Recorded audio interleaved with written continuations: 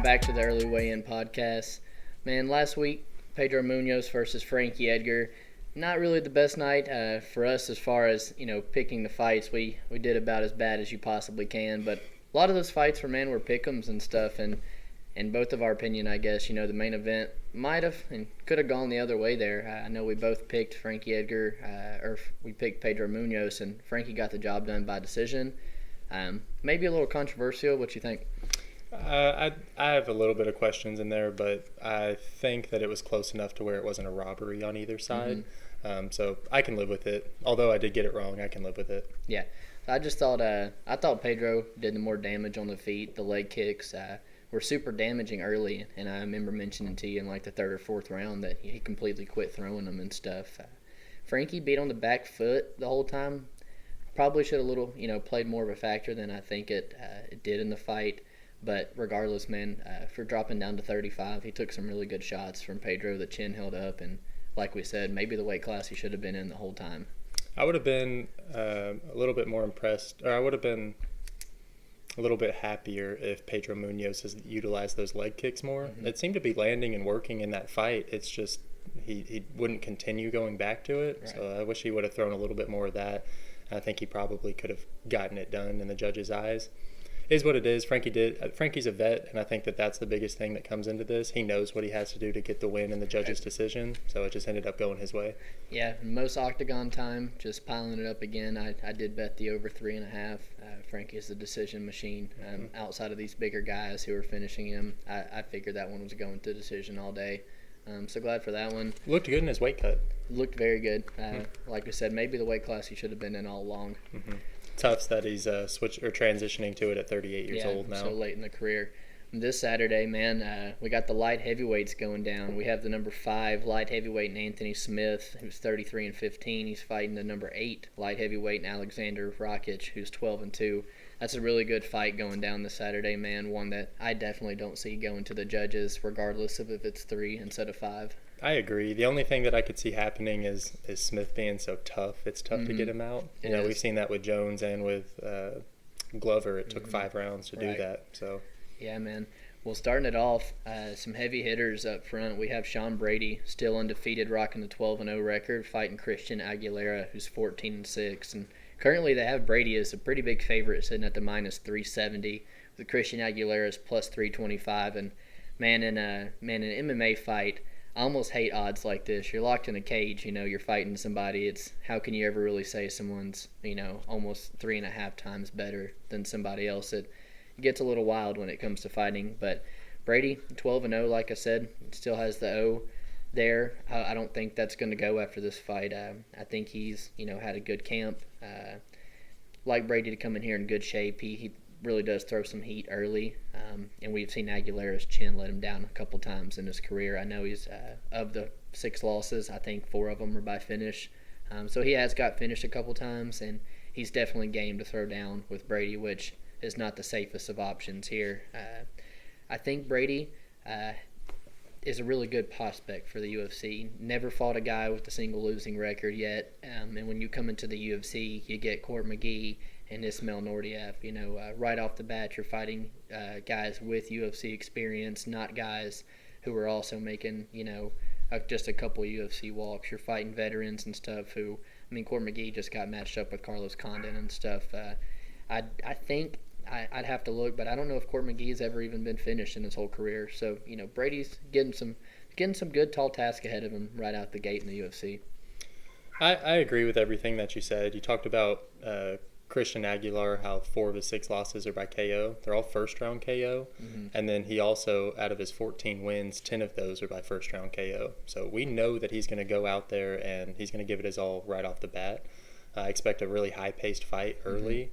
And you mentioned Sean Brady in his fights with Court and Ismail. He went the distance in both of them and didn't show any signs of slowing down. So I'm really impressed with his cardio. I think that's not going to be a question for him. For Christian, I am going to question that because he's been in his fights end in the first round pretty regularly. Other than that, I like Sean Brady. He does really well with countering with hooks when somebody pressures him. So I'm curious to see if he can land one of those big hooks. Outside of that, I think that this is going to be a under 2.5 round bet. I think we both thought about that. Yeah. So it's sitting at a plus 120 right now, and I think that would be a good one to hop on. I wouldn't necessarily pick a fighter for either of these because the odds are so skewed. Yeah, so that's what I was getting into is my first play of the night, under 2.5 rounds. I'm leaning more toward Brady, but that first round is going to be a dangerous round for both of those guys. When you see all those first round finishes and stuff and first round losses, it's hard to think that Aguilera is gonna be there for the full 15 minutes like he is the first 5. When you touched on how much Brady has seen the 15-minute mark multiple times and against some UFC veterans. Mm-hmm. So I actually don't like it going to the distance. So I like this one getting finished. I'm gonna get Brady under 2.5 rounds there. Yeah, I like that. Next fight, Polyana Viana coming in at 10-4, and Emily Whitmire 4-3. I think that this is an odd one. When they opened up as a pick'em, I hopped on Polyana Viana, and since the line has actually moved towards Emily Whitmire being the favorite, and I really didn't expect that. She's 4-3. She trains at a great camp at Extreme Couture, so I know that she's got the she's got the coaching that she needs to improve. So this is her second time that they've been scheduled to fight. The first time, Emily actually missed weight and they called off the fight. Okay. So let's look for her being, if she can cut down to that strawweight weight and look good at it too. I'd be curious to see how she looks at weigh-ins. And then Polyana, I love Polyana. She's a smoke show. Right. I really like her. I'm pretty high on her. Now she is coming off a 3-fight skid, but they're two legit people. Like JJ Aldridge hasn't had much success recently, but she's a good prospect in the women's division. Hannah Cifers, who we're going to see later on in the night, and then Veronica Macedo. I don't have an excuse for that one. Yeah, she shouldn't have lost that fight, but it happened. One of the things that are going in Polyana's advantage is she's got a 3.5 reach advantage, 3.5-inch reach advantage. And she's training in Brazil with Thiago Santos and his entire gym. So I'm hoping that she can pull it out for me. And then one other thing, she's got a win over Amanda Ribas. Right. That's pretty important in my eyes. I've got Polyana. I took her at the -115. She's now the +103. So I'm curious to see if that line shifts anymore. If it does, I might double down on it. But I do like Polyana Viana. I'm just hoping that she can get out of this rut that she's in. Right. So, man, yeah, when a fighter's back's up against the wall, they're very dangerous. And 3-fight losing streak here, Viana really does need a win. Both the girls, very well-rounded. They do mix up their striking with their grappling very well. I'll give Emily the edge in the grappling, while I'm going to give, Viana as the more polished striker of the two. You had touched on the Amanda Ribas win, man. She TKO'd her in the first round. While you have Emily Whitmire has a loss to Amanda Ribas. So, MMA math, it doesn't add up a whole lot of times. But, I mean, it's something to note there when you look at it. This is an extremely close fight to me. I agree completely with the pick'em odds. Whitmire's going to have to come in here and make this a dirty fight. I think she's going to use the Extreme Couture wrestling. She's going to put her up against the fence, clinch her, and make this fight boring, something we don't really want to watch. Man, I think I'm going to lean with you toward Polyana Viana just because she is the more polished of the two. And to be honest with you, Whitmire's ground game, it doesn't impress me enough to think that she's going to go out there and dominate. It's not going to be no Caitlin Chukagian versus the Shevchenko sister and stuff. Polyana's definitely got the tools to defend the takedown. And it's such a close fight. I haven't played it yet. But if she continues to creep at dog odds, it might be look at something, that I play as well, because definitely a good underdog pick of the night. One other thing to note is Whitmire has 7 fights on her record. Right. I mean, that experience, it just isn't there. Not to say that Polyana's, a vet by any means, but 10-4, she's got double the experience. So. She, I will say, double the experience, but Whitmire coming off the Ultimate Fighter and being in the house with, Roxanne Modafferi and stuff like that, it's a little bit better step in competition, but man, still a pick'em fight. I'm back and forth on who I think's going to win this one. I think you've convinced me a little bit on the Polyana side, so I'm gonna lean there with you as well. I might have some bias in that Polyana Right. pick too. So. And next fight, man, is Alex Ceceres, who's 16-12, fighting Giga Chikadze, who's 10-2. And currently, they got Alex Ceceres at the plus 205, and Chikadze sitting at the minus 230. This is a clash of some really, really exciting, very technical strikers, very technical kickboxers. A couple weeks ago, I got Giga early when the odds opened up, and I got him at like a minus 185 or a minus 190. I was all right with that. I think now that it's creeping in the 230s and probably even going to continue to go up for me, I think I'm going to lean toward not playing it. I don't think there's enough value there when you get up at that level. I say that, and Alex Ceceres is a kickboxer, man, and how are you going to go out here and, outpoint and outstrike somebody who's been legitimately, kickboxing since he was young? I mean, there are videos of Giga in karate gis and stuff, striking at 10 and 11 years old in tournaments and stuff, and the level of kickboxing he was at, the glory kickboxing. It's hard for me to see Alex Ceceres, who lives and breathes on outpointing his people, to do this to Giga. But Giga's volume compared to Alex Ceceres is night and day. Ceceres throws twice as much as Giga does, just not with the same amount of power. Giga's got a very, very heavy left hand, a very, very dangerous left body kick. That being said, I don't know if Ceceres is going to be there for Yeon to land. He's super light on his feet. It's a very, very close fight for me. What I like about this fight in Giga's terms is this is solely fighting a striker. He's not fighting somebody who's going to threaten the takedown. And not that, Giga was fighting top-notch grapplers before, but when you transition to MMA, the takedown threat is always there, especially when you get to the highest level in the UFC. With the takedown threat being there, I think it's made him a little gun-shy and stuff a little bit. I think we're actually going to see a good Giga Chikadze on Saturday. Might not be a finish, but I think he's going to be real polished up and outclass Alex on the feet. You talked about the Giga line moving up past those 230 range. He opened at a minus 140, which I think is exactly where it should have been. Yeah, and playable in my opinion. Yeah, definitely playable at a minus 140. Bruce Leroy wins on decisions. Yeah. You're 100% right. He's a kickboxer. Now he's training in the MMA lab with Benson Henderson and Rick Story, and Sugar Sean just came in. So him fighting with Sugar Sean every single day, I got to think that that's going to help him out kickboxing-wise. He doesn't have to worry about the Giga takedown. I'm with you. It's too close to call. It's definitely not these odds that we're seeing. And then, Leroy, he's looked good. His last wins against Chase Hooper and Steven Peterson, both those by decision, but, Hooper was 9-0 whenever he entered that fight. And Hooper was a pretty decent favorite, I think. Yeah, I think you're right. And then his last, Alex Ceceres' last loss was to Kron Gracie by sub, and you can't fault him for that. He's a Gracie, Ceceres has, of this 12 losses, I bet 8 of them are by rear naked choke. So getting choked out by a Gracie when you're getting used to it already, it's nothing you can knock him over for sure. But you touched on it, man. It's a striker's battle right here. There's not going to be any grappling. It's who's going to be able to outpoint each other, and for me, I got to lean with the guy who's been doing it for longer. Did you get a chance to watch the Austin Springer fight on the Contender Series? So I didn't either. I'm just curious as to how that fight happened, how he lost that fight. I wish I would have gotten the chance to watch it. I just couldn't find it. But that's one that kind of throws a wrench into my Giga, confidence.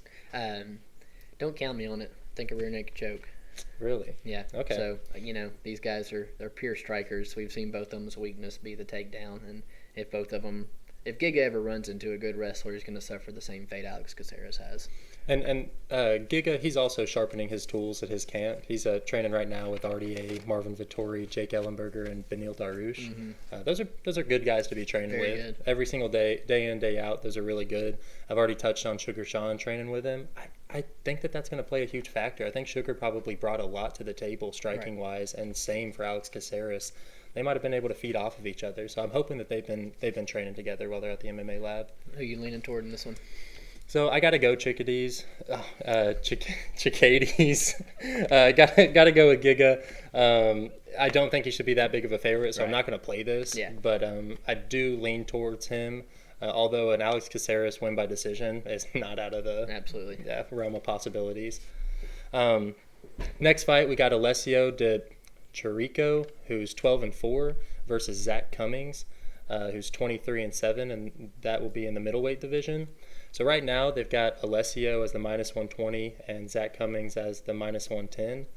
A couple of things that you got to note is Alessio is coming off of a 2-fight losing streak, and he hasn't switched up anything since the losses. Mm-hmm. He still trains in Rome at a gym that he co-owns. So I doubt that he's in a position where he's able to even bring in talent to try and sharpen his tools. So I don't know if he's getting any better. I'm curious to see if he comes out and has any type of change in his game plans. So with Zach Cummings, he's coming off the loss to Amari Akhmedov. We touched on it when we were talking about it before. He's now at the point in his career where he's going up a weight division, and that usually doesn't end well. There's some exceptions like Santos or Anthony Smith, But they're not 38. Right. Zach Cummings, his other losses other than Amari Akhmedov, Ponzinibbio, can't fault him for that.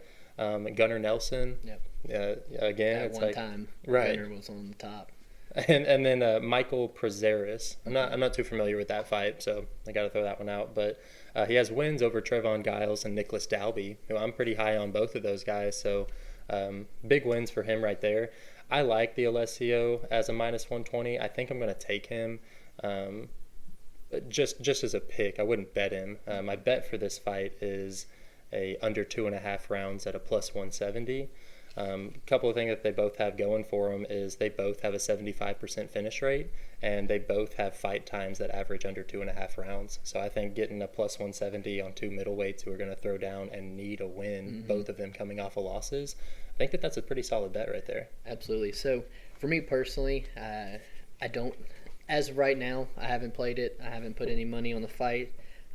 I think what you got is by far the most value on this fight at the under 2.5. You had talked about their fight time, their finish rate. A lot of it does lead to believe that there's going to be a finish in this fight.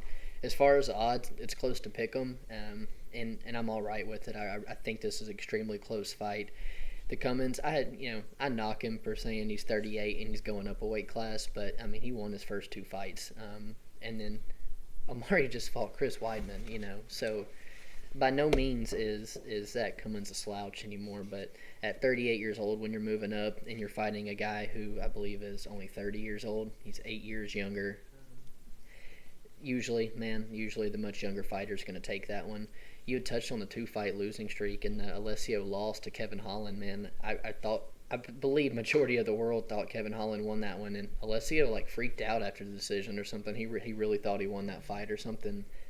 It was weird to see because I personally did not think he won. A little bad attitude on him, but I didn't know the stuff about his gym in Rome and stuff. And I mean, at any time, what level of competition can you bring in there for training partners? Much less during a pandemic and stuff right now. So that's a really good point to make in this. Right, and I mean it's something to note strictly because he's not like a Conor McGregor or a Gustafsson who can fly out somebody to go train with him. Right. He's just not at that level yet, so I just don't think that he's improving right now. So for me, right now, I'm staying away from it. I'm gonna lean toward Alessio to get this done by decision. My path of victory, man, I think Zach Cummins. He's a wrestler puncher, man. He's got the overhand and really good takedowns. I see him if he gets this one done inside the distance. It's by rear naked choke. I think he's a superior wrestler, and we might see that if it does hit the mat. But if he doesn't use the wrestling well, and if the cardio doesn't hold up over the 15 minutes, I think we'll see the younger, more athletic guy just outpoint him. But just to be clear, you do have it going to decision? Yeah, I think I'm going to bet Alessio, or not bet it, but my pick would be Alessio de Chirico by decision. And at -120 odds, it's it's close. I like that. The next fight is Mallory Martin, who's 6-3, fighting Hannah Cifers at 10-6, and currently -335 favorite for Mallory Martin and the +240 underdog for Hannah Cifers. And I'll let you talk on those odds in just a second there, the way they opened up. But in my opinion, probably your worst fight on the whole card here, and I mean, it is a bit step down in competition from what Hannah Cifers is used to. Man, she's been thrown to the dogs as of late. But right off the bat, what you take notice is that Martin 5'5", 5'4" to the 5'1" of Hannah Cifers, and there's just something about Hannah Cifers, man. She's small. Like, Tisha Torres is 5'1", and she looks like she's just way bigger than Hannah Cifers. She looks small in there, and I think we're going to see how much bigger Mallory Martin looks in there on Saturday. She's mean as shit. She reminds me of the mindset Macy Barber and stuff has. She thoroughly enjoys being in there and beating girls up. She is coming off a loss to Jandaroba, but I mean, shit, after, Jandaroba, I think's only loss is to Carla Esparza, who was late in pregnant. Yeah, to so many girls and ruined so many girls' hype trains on their way to a title shot. So you can't really falter.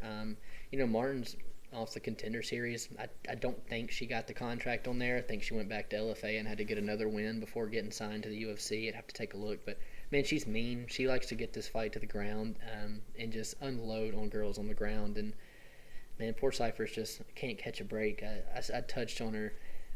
She's getting Mallory Martin, not the Mackenzie Derns and Agapovas and stuff like that. But, the Macy Barbers, fun fact, in her last 4 or 5 fights, Hannah Cifers' best odds is plus 200 underdog. So she's not really been given a shot in a whole lot of her fights, and at the plus 240 right now, she's not being really given a chance here. I actually got a play on this one going under 2.5 rounds. I like Mallory Martin to ragdoll Hannah Cifers to the ground and pound her into the canvas for a dub. Okay, so this is one that we don't agree on. We talked about the odds when they opened. Mallory Martin opened at a plus 145, and now she's plus 335. Minus 330. Or minus, yeah. I'm sorry, yeah, minus 335, but she opened as an underdog. It's nuts. That's insane. It's the biggest line shift I've ever personally seen. We talked about Cifers' losses. The Agapova loss, it was in the first round. We watched her last week. That first round, she beats anybody. Yeah. If you can't withstand that initial storm, she could beat anybody. The Dern loss, it was by sub, so you can't falter for that. BJJ world champion. And then Angela Hill, she took that fight on short notice, and that's a tough girl to take on short notice. I mean, a true veteran of the sport. And the cardio she has, too. Right. And something I noted right here is all those fights were in 2020. Mm-hmm. So I mean, she's active. Very active. She, as far as experience, I mean, she didn't get much in that Agapova fight, but right. She is getting experience. So, like you said, she's had a terrible run with who she's getting matched up with, especially as far as odds go. This one, I do think that Cifers might be I think it should be a pick'em, much more than its 3-1 odds especially for a girls fight. Yeah, I mean, I'm right there with you. The 330, 335 was a bit ridiculous, but I'd lean toward Mallory Martin just a little more than a pick'em. So Mallory Martin, a couple of the things, and it's not much, but the things that she has going for her is that she was able to make it out of that first round with Verna. Mm-hmm. I mean, that's something to note. We just saw Felice get the moment it went to the ground. Right, 30 seconds, and that's all she needed. But Mallory Martin, her best wins are over girls who are 7-2 and 5-1, and outside of that, they're all 1-1, 2-1, 3-2. So I wonder about her experience as well. She's got less than 10 fights on her record. Hannah Cifers has been in there with the top of the division. So just with experience versus inexperience and the odds, I like Hannah Cifers at plus 240. I think sprinkling a little bit on that might not be a terrible idea. Another thing to note is Mallory Martin's training out of Team Elevation, which Shayna Dobson just came out of and upset Agapova. So I got to think that Mallory Martin's making those huge improvements every single time that she comes out, and so I wouldn't be surprised if she does show that she's a solid favorite. But I just don't see it happening. I think the value's there for Hannah Cifers, so a small bet on Hannah Cifers I wouldn't be upset with. I plan on doing the same. Nice. Next fight was supposed to be last week, got pushed back one extra week, maybe since Impa just went 15 minutes on the Contender Series a couple weeks ago. It's Maki Pitolo, 13-6, fighting Impa Kasanganay, who's 7-0. So Maki is currently at the plus 120, a slight underdog to Impa's minus 120. This is an interesting fight in my opinion. You have Maki, who's a bit more experienced, without a doubt fought the better competition. Both the guys don't really have the best of cardio, and then Impa's as green as it gets, man, in my opinion. Maki, not really started in the UFC how you want to. He's 1-2, and he just suffered his first loss at 185. So previously undefeated at 185, but probably winning that fight against Darren Stewart. I mean, it was super close. People, we can go back and forth on it, but super close. But I mean, he just deviated from the game plan and went for the wrestling, and he got guillotined as soon as it happened. And Impa has got a very strong guillotine himself, and carries a ton of muscle on him. I'm curious to see as it goes late, if this does go late. We don't really see Maki hit the third round that often, but if it goes late, I'm curious to see if Maki's going to show some of the veteran experience as Impa starts to slow down. Impa just fought on the Contender Series just a couple weeks ago and went the full 5 minutes with a guy that, my opinion, he was better than, and he should have got a finish over. We saw, I think it was Anthony Adams was his name. I mean, the first round looked good, but completely gassed after that. And if Impa's as good as everybody says he is, and MMA Twitter makes him look like, I mean, I like a finish there. Didn't really see it. It takes him 2 times to get on the Contender Series, and you don't get a finish in either one of those. I don't like that. That's 2 shots to put your name on the mat for Dana White to sign you, and it's boring ass decisions. I mean, thank God he still got his contract and stuff because everybody's so high on him. He trains out of a great camp. And, I mean, looking at him, his physique is unreal. This is literally the battle for who has the biggest thighs in the UFC. Both these guys got fucking tree trunks for legs. I mean, either one of these guys land a good leg kick, and it's really going to hinder the other person's movement. But Maki Pitolo at a plus 120, the guillotine did not damage you. You had a good fight camp. He was very excited for that Darren Stewart fight. It's only a one round, and you're getting guillotine. You're not taking any damage. You go right back to fighting versus a guy who just went 15 minutes, going to be making his UFC debut. Maybe a little nerves there. I like Maki Pitolo at the plus 120, so I'm personally going to play that. I've already bet on it. I like Maki get it done, but man, if Impa just hangs on him and clinches him against the fence for 15, I won't be shocked. So you touched on Impa's inexperience, 7 fights, and something to note, he doesn't have a KO in any of those fights. No finish. He might have a sub. He might have one sub, but outside of that, he hasn't finished anybody. And you're right. It's like, I feel like people are just giving him a look down, and they're like, oh, he's the better fighter. Yeah. He's just got that body comparable to, Yoel or and then Impa, the competition that he's faced, nobody that he's fought has had over 7 fights in their career. Right. So I just don't understand it. It's as green as he gets, and they're giving him these favorite odds, even in his contender against Anthony Adams. He was a relatively high favorite. Right. So I don't know where people are getting it. Maybe he's a prospect, and I just don't know much about his camp or something like that. But I don't see it. So your Maki Pitolo at plus 120, I like that. I might tell you on it. He's got twice as much fight experience, and he's fought in Bellator and UFC. I give this one to Maki as well. I think that we're going to see the Impa hype train come to an end right here. I mean, Maki got his chance on the Contender Series against a guy who had a whole lot of hype around him, and Justin Sumter, and Maki took advantage of it and stuff. And that's what I like to see. I don't like to see guys go out there and have boring fights where they just want to wear on guys. I got a note here, man. Impa for me is Kamaru Usman made over. They fight so similar. It's super boring, but the fight IQ is very smart.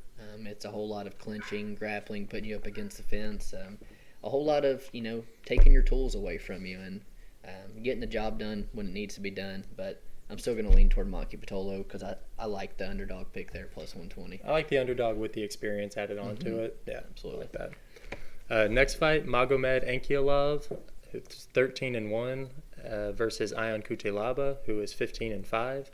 This is a light heavyweight match, and it is the rebooking of their first fight. Yeah. If you guys don't know, the first fight, first round, Magomed kind of tagged Cutelaba a little bit. Cutelaba started rope-a-doping him a little bit. Yeah, rope-a-doping him, just faking it, trying to get Magomed in so he could land an overhand right. and the ref just bid on it and stopped the fight while Cutelaba was still standing. I mean, he was acting rock, but when have you ever seen a fight stop while they're standing in the first round? Still swinging. Right. It just didn't make sense. It's crazy that one wasn't overturned. Yeah. I looked back at that, and I really was expecting, if they rebooked it, if the UFC knows that it was completely messed up and they rebooked no contest or something, man. Not a win for Ankalaev. Yeah. Ankalaev, he's coming in as the minus 326. Cutelaba is the plus 285.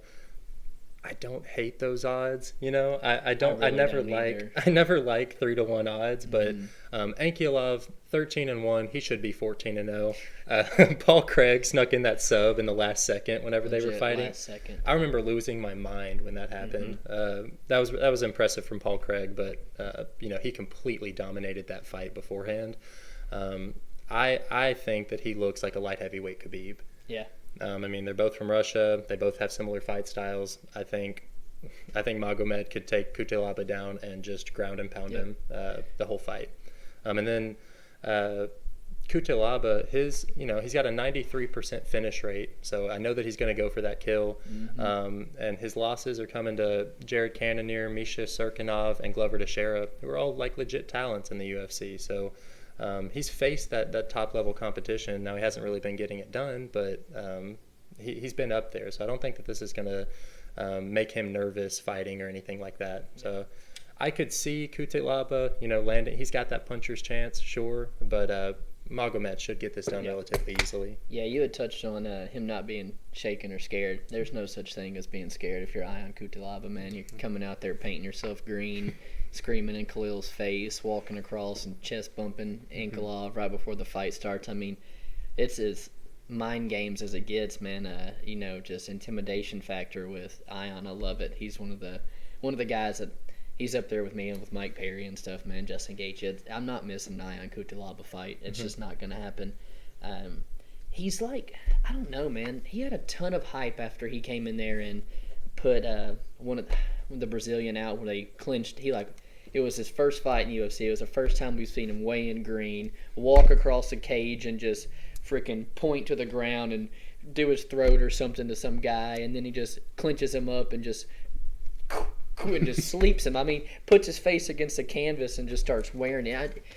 He was so hyped up, dude. He was made to seem like he was just this top-notch grappler from Moldova. I mean, just so much hype, and then the next fight you go out there and you get out-wrestled by Jared Cannonier. So it's like, I don't know, dude. I don't know with Ion Cutelaba. There's a ton of ceiling there, but I don't know if he's going to live up to it. That being said, the dude's 26 years old. Cutelaba is? Yes. He's 26 years old. He's going to be in the UFC for a long time. He's just got to land the big punch to get this one done. Ankalaev, the much superior wrestler, could very much dominate this on the mat if he needs to. But dude, that left hand and that left high kick, it is some of the sneakiest. Boxing is so clean, man. It doesn't come from the hip. It's so crisp. It's clean. It's so sharp. He's not throwing it with everything in him. He's all right to, in the exchange, man. I bet he landed 3 left hooks and 3 high kicks on Ion. Whether they landed or blocked. I mean, that left high kick is something serious. It is thrown with unreal speed. But you touched on that Paul Craig loss. I hate that, dude. I mean, you're in the 3rd round. You have got to know that it is ending soon. I don't know, Go out on your shield. You're Russian, dude. Go out on your shield. You're supposed to be some tough son of a bitch, dude. I don't know. It just makes me think if it gets dirty, Ion's not quitting. No. And if this fight gets dirty for a second, both these guys drop each other, and it gets a little wild for a second, man. Ion has the power advantage and definitely has the heart to win this one if it gets a little messy. So I like you touching on that. I think of it as I compared him to Khabib earlier, and maybe it's just Russian and mindset-wise. You would think that they'd be on the same level. We're not seeing Khabib tap. We saw it in the Dustin Poirier fight where he tried 7 different ways to get out of that guillotine. It just doesn't happen. And then it makes me Magomed tapping against Paul Craig. It makes me question his fight IQ. Is he not aware of where the rounds are? Right. Is he not aware that? That it's about to end. It was 1 second. 1 second longer. 1 second. Yeah, and it's like Is your coach not screaming at you not to tap, the time left? I don't know. That being said, Ankalaev's got the tools to get this done. He's way more crisp with the hands, with the striking. He's a much more polished fighter. I like to consider him the much better mixed martial artist compared to Cutelaba. But man, minus 325 in a dogfight like that with Cutelaba when he's got to land one. That's a little scary, man. I'm not going to play any of it. I'm going to pass it altogether. There's probably no value on this not seeing the judges. I bet that's through the roof as far as odds-wise. So I'm staying away from it, but man, my eyes will be glued to the TV on that fight on Saturday. I agree. It's light heavyweight. Between that and heavyweight, it's one punch away from a victory for anybody at any point in time. So if Cutelaba could land that, that'd be great. That being said, I don't see that happening at all. Me neither. And the next one is Ricardo Lamas, who's 19-8, taking on the newcomer Bill Algeo, who's 13-4. Ricardo Lamas currently at the minus 250 favorite, with Bill sitting at the plus 225 underdog. So just last week, Ricardo Lamas was supposed to fight Ryan Hall before he pulled out.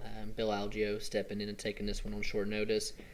Probably not going to spend too much time on it here. You've got Ricardo Lamas sitting outside the top 15 for the first time in years, man. He's fought the top level guys for, no joke, 10 years. I mean, there's guys like James Krause and stuff on his record as far as 10 years back. It is as top notch as it gets. Being said, man, he's getting up there in age and at 38, and he's lost 3 of his last 4 fights. So it's coming time to, when do you hang it up, and I'm really not counting out the newcomer here. The newcomer is much younger. He's got a ton of good size to him. He's going to be much bigger than Ricardo Lamas. I touched on it, 7 years younger.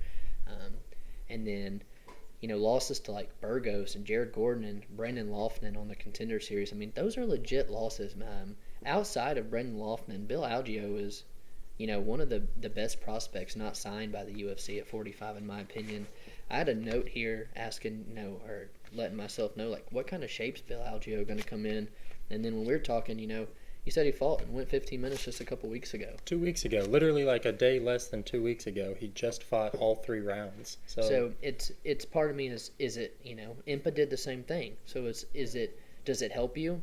Does Bill cut a ton of weight and maybe a weight cut 3 weeks apart down to 45 not going to be good, or a good win, healthy, back into camp? Does it play a good role in it? I'm back and forth on the fence, but I'm leaning toward the veteran Ricardo Lamas to get this one done by decision.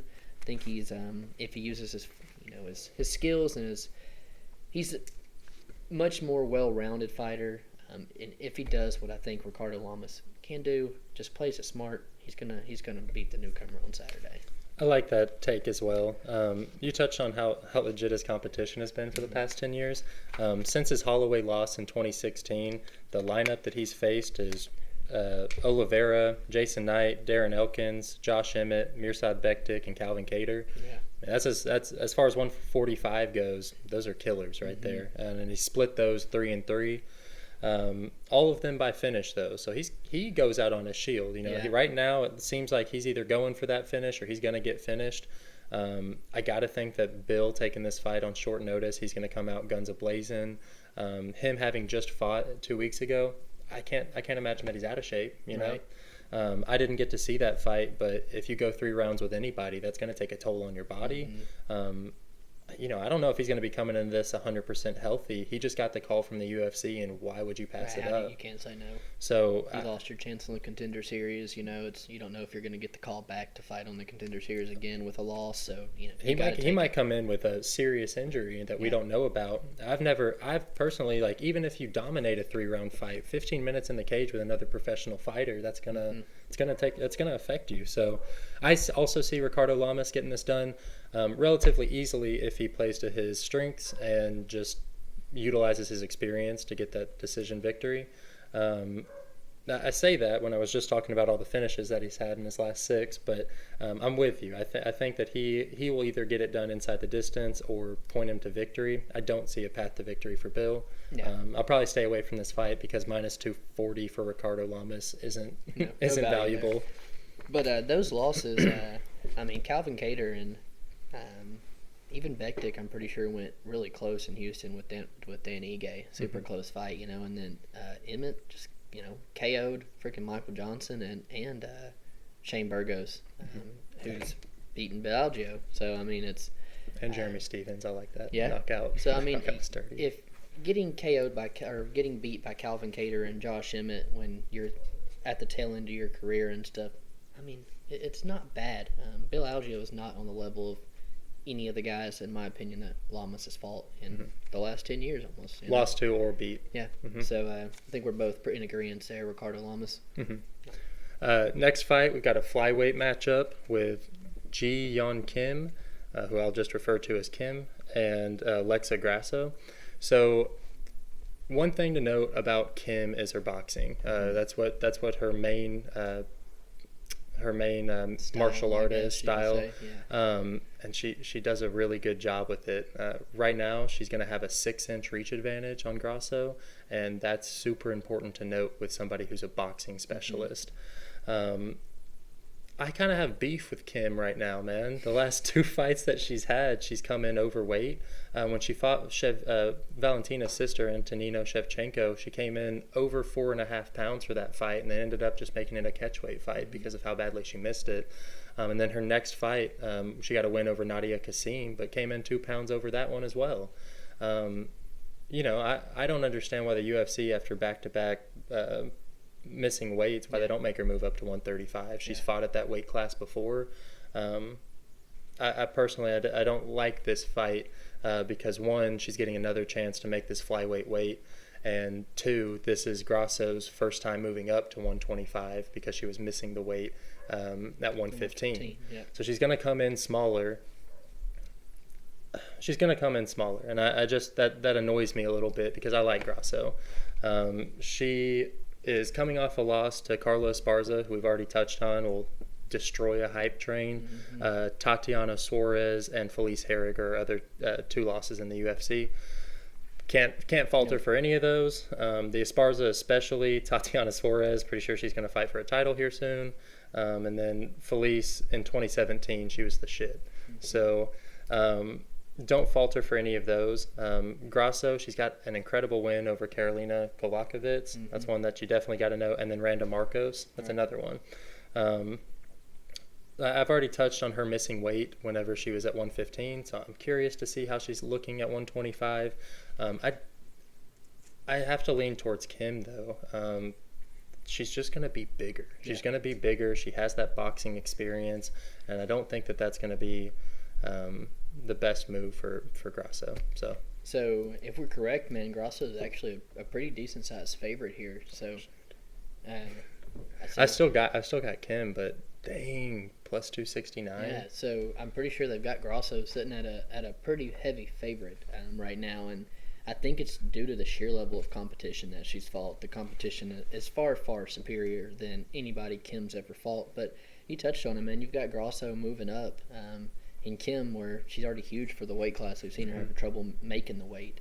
If Grasso's going to have the cardio advantage, don't get me wrong, and the later this fight goes, I got Grasso probably winning the 3rd round regardless of how the first 2 go. I really do think Grasso's cardio is far superior. She trains in elevation and outside of Mexico City, and like most Hispanics, man, Grasso's got a mean left hook. She exits the clinch well with it. And both of these girls have finished girls on the feet. It's going to be a fun fight while it lasts. You touched on Kim's boxing, man. It's walk forward, 1-2, walk forward, 1-2, put you on the fence, and let me drill into that body. The Nadia Kassim finish, not the only one she's put girls down with in the body. She's mean, man. The size is going to only help. The 6-inch reach is only going to help. I tend not to play girls, but man, at a plus 260, I think Kim's gonna take this one pretty easily, man. I agree. I was about to ask. You touched on Grasso, her left hook coming out of the clinch. Is she gonna land that on a boxer? Right. Kim's got a good left hand too. I actually do have that written down. That left hand out the clinch is super good. She throws the 1-2 followed with the left hook, as they're exiting. But Kim's just a far superior girl with her hands. Grasso needs to stick to the game plan that she always does and throw a ton of kicks. I think that's why she beat Karolina. Karolina, primarily the Muay Thai striker and stuff, very quick hands and stuff. And when you throw kicks at somebody, they're constantly with their hands stuck up with their next to their face or glued to their body to block the kicks. And I compared it to the Justin James and Gavin Tucker fight. We saw Justin James come out, use the right hand like a weapon in the first round, and almost finished Gavin Tucker. And the game plan he made in the second round, where he just kept throwing that left high kick over and over, I don't think Justin James' right hand through the rest of the fight. And I think that's going to be huge here. Is Grasso's going to have to end all of her combinations and kicks like she always does to rack up on the points, or really put a lot of kicks into her game plan to keep Kim on the back foot, and to keep her hands glued to her head. But if she doesn't do that, man, I've got Kim walking her down and putting her on the fence, and honestly just being the bigger girl, man, and wearing her out with the dirty boxing. Something I didn't note on, Kim, she is a boxer, but she's actually right now absorbing more strikes than she's landing. So maybe, I haven't watched very much of Kim, but maybe she's having difficulty getting inside that pocket and finding that range before getting a few hits to get inside that range. But so with like the you said, 6-inch reach, we don't see that this time. True. I like the Grasso kicks. I think that it will be extremely important, and something I definitely didn't take into account when breaking this fight down. I still have Kim. I think we're both in agreement. The value's there at plus 269, and she also has physical advantages over her. So I've got Kim. I don't see where the odds makers are getting that, but we'll see on fight night. Yeah. Co-main event, man. Co-main event. Is this me? Yep. All right. So we got Robbie Lawler, 28-14, versus Neil Magny, who is 23-7. Robbie's not been looking so hot recently. He's 1-4 in his last 5. That being said, they're all killers. All of them are excusable in my book. You got Woodley when he was at the top of his game, and Champion Woodley. That was when he took the belt, man. Right. So you got Woodley at the top of his game. The RDA fight, a little silly. I don't like that loss, but is what it is. The loss to Ben Askren, I thought physically Robbie had never looked better in his career. He came out there, and the way that his arms looked and chest, I was like, damn, Ben Askren got a tough first matchup right there. And he did. And he could technically have been called either way, man. Could have been stopped for sure. That was an odd fight. And Robbie's most recent loss was to Colby Covington, who he beats Kamaru Usman 5 out of 10 times. I mean, none of those are something that you should hang your head on. He's training at their gyms. That's something that I was comparing. Neil Magny, he trains at a Team Elevation, which we've touched on. They've got a great camp, and they're training in a high altitude, so that's going to help him conditioning wise. I don't see a problem there. Robbie's got an equally as good camp at Sanford MMA. He's got Henry Hoof. Yep. Yeah, Henry Hoof made the move from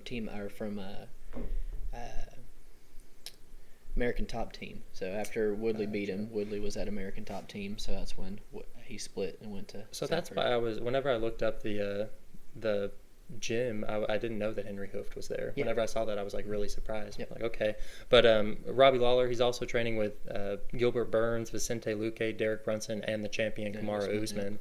Those guys are going to help him out, and they're all in his weight class. So that's perfect to be fighting day in, day out. I just hope that he's been taking it lighter. Obviously, I think the age is starting to catch up with Robbie. He's been in so many wars that we're starting to see him slow down a little bit.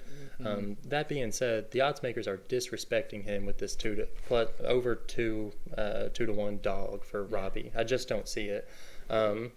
Neil Magny, so he's 6'3", significantly taller than Robbie. Got about 4 inches of height and a 6-inch reach advantage in the arms and a 6-inch reach advantage in the legs as well.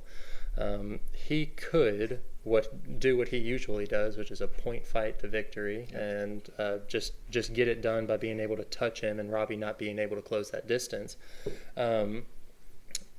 Another thing, Robbie absorbs about 3.8 strikes per minute.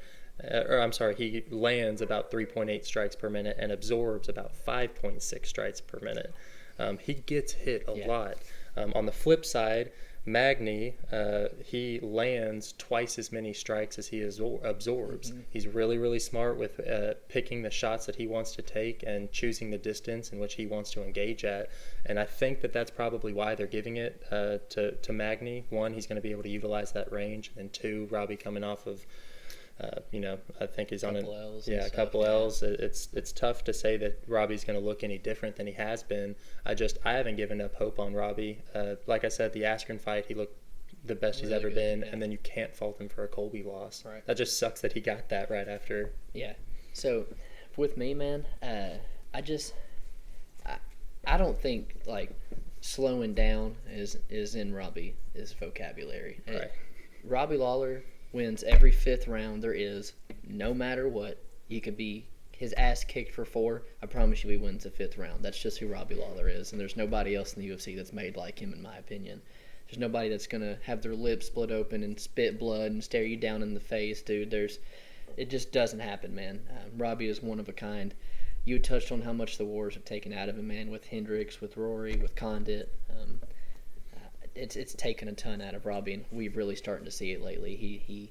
The KO super quick. We've never seen Robbie's chin just destroyed like that after what Tyron did. We just saw him being war after war with his chin holding up, and the first shot overhand Tyron lands just sleeps him.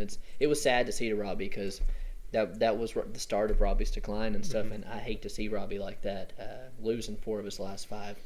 Robbie is super exciting, man. He's not going to miss him fight ever. He's one of my favorite welterweight champions, probably the most exciting welterweight champion, and put on the best series of fights as a welterweight champion that we've ever seen. I know I'm not going to call him the best welterweight talent-wise, but as far as putting on fights, man, when Robbie was the welterweight champion, that was a time to watch the UFC. There were some good fights. Probably the greatest fight ever between him and Rory. I know. That second fight was crazy.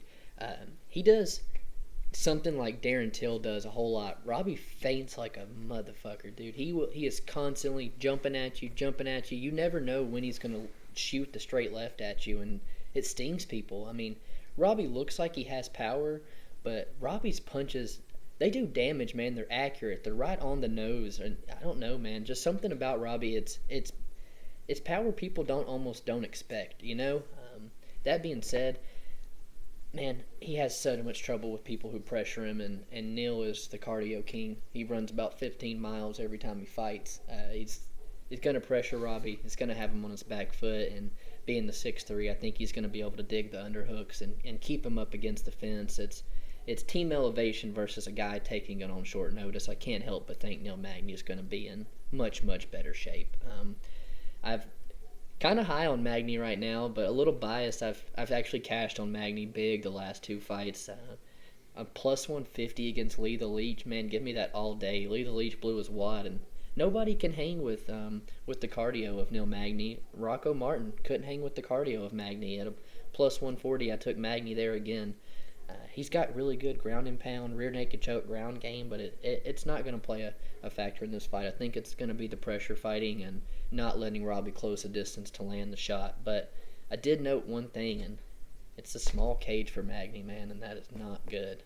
Magny is a big guy, and he moves a whole lot already. He needs as much space in the octagon as he needs, and if there's a fighter that it's dangerous to be thrown in a small octagon with, damn it, it's Robbie Lawler, so it's complete disrespect at a plus 210, but not enough for me to say that Robbie's going to get it done. I still think I'm going to lean toward Neil with the unanimous decision. I like that as well. Let's hope that Neil doesn't want to switch up his game plan and go for a takedown if he starts losing, because Robbie might have the best sprawls in the UFC. Does. Yeah. So if Neil does start realizing that he's getting touched up on the feet in that small octagon, look for him to shoot and look for him to not land it and Robbie stuff it and get something done. Best sprawls. He does, man. It's awesome to watch. I agree. But I think that size advantage and the double hooks up against the clinch and just the overall pace that Neil really does put on his opponents. Lee the Leech and Rocco are not Robbie Lawler, but I don't think. I think even a Robbie Lawler on a 1-4 in his last 5, I don't think that they even hold a candle to him. Right. There. And I agree with you, man. But man, I just think that I hate to say it, but Robbie's on the decline, and Neil's look really good as of late. It just sucks because his last losses are 2 just absolute killers, and then he gets one of the most awkward matchups in the 170. Just stylistically bad matchup for you. There's seriously, I could name off 5 people that would have worked so much better for Robbie Lawler, and this, I just see it as a trap for him to lose another one and be 1-5 in his last 6, and that's gonna suck because, maybe he just needs to take a step down in competition. Yeah. If he doesn't get this win, he needs to fight somebody outside of the top 15. Yeah. Get everything get back on track. And another Cowboy Cerrone. Yeah, something like that. And then something else. I know he's not watching, man, but I just wanted to wish Jeff Neal the best and everything, man. He was actually scheduled to fight Neil Magny, and I don't know if you heard, but he had like a super, super bad health scare, man. He actually almost died, and the dude's like under 30. So had to pull out. It's been hospitalized for a while, so I know you're not watching, but just want to wish you the best, and, hope you get back to normal, because Hands of Steel is one of the most exciting people to watch in the octagon. I mean, nobody puts Mike Perry away like that. You know, Vicente Luque couldn't put him away like that, so Hands of Steel, big fan of him and looking forward to seeing him back in the octagon. Man, the main event Saturday is the number 5 light heavyweight Anthony Smith, who's 33-15, absolute veteran, fighting Aleksander Rakic, who's the number 8 light heavyweight, who's 12-2. And currently, Anthony Smith is sitting at the plus 250 underdog to the minus 255 favorite for Rakic. And I think we talked about it earlier, man. Some odds that we actually agree with. Yeah. In the main event there, it's a little weird. It's only a 3-round main event. I actually think it probably favors both guys, in my opinion. We're seeing Lionheart come off arguably the worst performance of his entire life. Maybe the biggest beating I've ever seen. Yeah, I mean, absolutely displayed his nickname, man. Lionheart is absolutely what he's made of, an absolute beatdown for 5 rounds, like you said. And then you've got Rakic, who throws heat early, heat. And as it goes 5 rounds, that's more damage Smith is going to take, but I think it favors Smith as it goes late. And then for Rakic, more time to beat up on Smith, but more time for Lionheart to just catch you in a mistake and, capitalize on a mistake when he gets you to the ground. I really do think that's Anthony Smith's path to victory, man. He's got to get this to the mat. He's got to pull off a submission win, because on the feet, Rakic is just – he throws too hard. He's too comfortable in the pocket, much more comfortable than we've seen Anthony Smith look as of late. I think Rakic is just dangerous for all 15 minutes, and Smith is – after that performance that he had against Glover Teixeira, man, I don't have really anything good to say about him. I hate that I have to agree with you there, because you're right. It's like somebody who gives that much or shows that much effort in a fight with Glover, you want him to succeed. Yeah. You he has the heart. It's like Darren Elkins. Every single time he goes out there, I want him to succeed because he can take it. Something to note is Smith really, he hasn't looked great, but then he beats Alexander Gustafsson in Sweden. Yeah. Gus is on retirement. His mind was on retirement. And in all fairness, I think Gus was winning that fight. Yeah. He messed up by trying to do a hip toss, and Anthony Smith was able to get his back and capitalize on it. So can't fault him for that, but he was losing that fight as well. He just even some of the fights that he won in light heavyweight seemed like he kind of Homer Simpsoned them, where he just took a lot of damage. They started wearing out, and then he started pouring it back on. And he talked about his conditioning. Those later rounds, it works out in his favor because he's able to take a lot of punishment and then start giving it out. Something else, Anthony Smith, 33 wins, 31 of them by finish. So dude's going out there he's going out there to finish. I'd be willing to bet a lot of those 15 wins he gets, or those 15 losses he was finished in as well. Yeah, 100%. Yeah. Let's see. The landed and absorbed for Anthony Smith. He lands about 3.2 strikes per minute and takes about 5. So he's another one where it's like he's taken a lot to give any type of output. Rakic lands over 5 a minute, so and absorbs less than 2. So we can almost guarantee Smith's going to take 5 good shots from Rakic, and I don't know if he can take it, man. And I don't think you mentioned it, but that Jimmy Manuwa head kick, watch it all day. Yeah, I mean, it was just beautiful. It was exactly what you want in striking. It was just so clean. It was one of the prettiest head kicks I've personally ever seen. And his takedown defense, I think that Anthony Smith, if he's not having any success on the feet, he might try and take him down. And Rakic has 88% takedown defense. Good luck, Anthony Smith. I don't think that that's going to work out in his favor. I don't really see a path to victory for Anthony Smith, especially that it's a 3-round fight. I think it would favor him if it went into those later rounds. I'm with you. But man, I'm pretty high on Alexander, so I think, like we said, I like the minus 255 for him. Yeah. I know it's a light heavyweight and it's a punch away, but it's one thing I forgot to say, man. For me, Anthony Smith chases that Jones rematch too much. that's where his mind is, man. Like, focus on the fights in front of you. Like, Jones completely outclassed you for 5 rounds. Like, it's gonna take years to make the changes to adjust to beat that. Like, focus on Glover fight. Focus on the Rakic fight. Like, you could. I mean, from what I saw in that performance, he completely overlooked Glover. He thought he was going to go in there and put him away in round 1 and maybe get another title shot, from Jones. And maybe that was because Gus, who he just came off the victory with, did so well against Glover that he thought that it would MMA math, maybe. I don't know. And you've got Smith, who's beaten Ozdemir, and Rakic, who's lost to Ozdemir. But I went back and rewatched that fight today, and, man, I think Rakic won that fight. I really did. He landed the much more significant strikes in that fight, defended takedowns. He was just kind of on his back foot the whole time. And man, it was an easy win for Rakic after I rewatched it. You talked about Anthony Smith's climb to the championship fight. Lucky him on the opponents that he got. Shogun, Rashad. And even Ozdemir, man. It's like he had somebody else that was like. I think those were the only 3 wins, man. I think Thiago Santos sent him running from middleweight with the body kick, which is something I forgot to say, dude. Watch how many times Rakic hits Ozdemir with that left body kick. Smith, dude, from him, the left one he couldn't take from Santos to the cardio that just got zapped in that Glover fight, he can't take many of those left kicks to the body. So it's funny you say that. Also, the Gus fight in the 3rd round, Gus hits him with a left body kick, and it collapses him, and they go to the ground, and Alexander ends up on top. That is so funny that you just said that. I swear that's I saw how Rakic is going to win this fight. Okay, so you got Rakic body kick and then maybe some ground and pound after. That's exactly how this fight's going to end. His Muay Thai is unreal. I mean, both guys are like 6'4", dude, and the left body kick, it's thrown with so much heat, so much power. Smith does not have time to block it. I'm glad you mentioned that on the Gus fight, because I mean that even further proves my point that I think that body kick is going to land. I swear it was end of the 3rd round, and Gus just couldn't capitalize on it. But Anthony Smith was hurt, and man. So Rakic, his first 2 fights, man. His first fight is against like an absolute veteran who I'm pretty sure had like 30 fights, and he took him on his UFC debut. Single-handedly beats him by unanimous decision. Takes Justin Ledette on short notice. You just made me aware Ledette was actually the favorite, because Rakic goes out there and like 30-25s him across the board or something. It was stupid. I mean, and then his next 2, it's KOs over Manawa and Devin Clark. So, and then in my opinion, he beat Ozdemir, man. This guy's on track to be a title holder, and man, I mean, you go out here and you put Anthony Smith away, you really do have an argument that you're fighting one more shot, and the title shot is yours, because with Jones vacating, that just took the top 2 contenders in front of you away.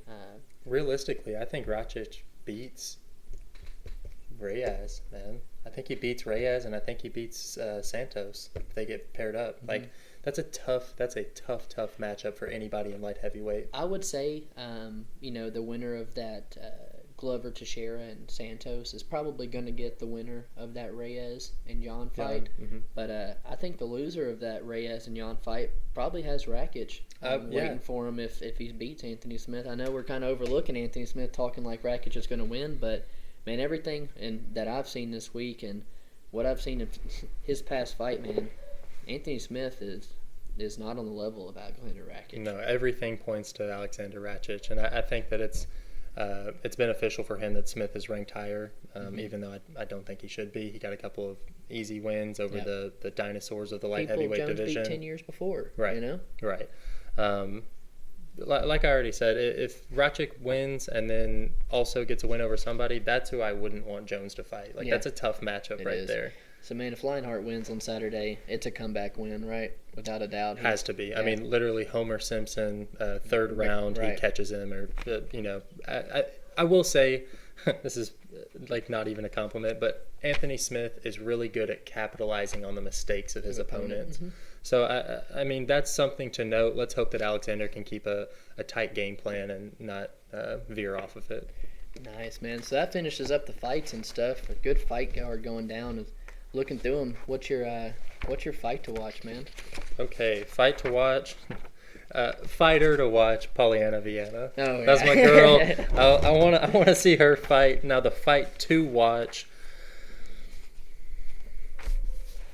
Give me Hannah Cifers, Mallory Martin, man. I want Hannah Cifers to come out here and prove everybody wrong. Okay, Nice. I want her to get this plus 240 underdog victory. I really want that. It'd be a nice turnaround after being fed to the dogs over and over again. For sure. For me, man, it can't be anybody else other than Magomed, Ankalaev, and Cutelaba. That's without a doubt my fight to watch.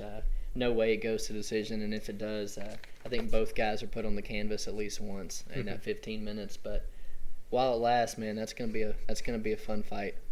Who's your fighter to watch? My fighter to watch, man.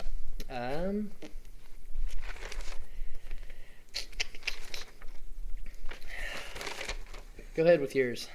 No, I see you circling it over It's there. Robbie. I mean, it has you got to it. be. I didn't want to take it from you, but it has to No, be. I already said my Polyana. Yeah. But yeah, I'm with you. It's like you gotta hope that he capitalizes on this, gets back on track. He's an ex-champion, and I want to see him do good. So I would like to see him, if not win, at least put on a good enough performance to make us think that he's still got it. Yeah, and not that I think he's going to win, because I don't. But I mean, Anthony Smith, man, it's not a bad one to watch. You really want to see how he's going to rebound off that loss to Glover. He really does want a shot at that title. I know there was the whole break-in shit, and his home and that kind of stuff before. That being said, I don't know how much that really does play a toll on your training. I don't know if he took a whole bunch of time off, so I hate to knock him for it, but it was a terrible performance. It was the worst of his career, so I'm ready to see if he bounces back and how good he looks on Saturday. Man, going down Saturday is Anthony Smith and Aleksander Rakic, both guys trying to get one step closer to the title. Make sure to like and subscribe to the channel on YouTube. We are tracked at betmma.tips. So make sure to go look on there, track our bets and everything. Tell us if you want. Follow us on Twitter. Yeah. We got a Twitter too. So early weigh in podcast. Just give us a follow. Give us a follow on Twitter. Trying to be more active on social media, and hopefully this week's a lot better than we had last week. All right. Yeah. Absolutely.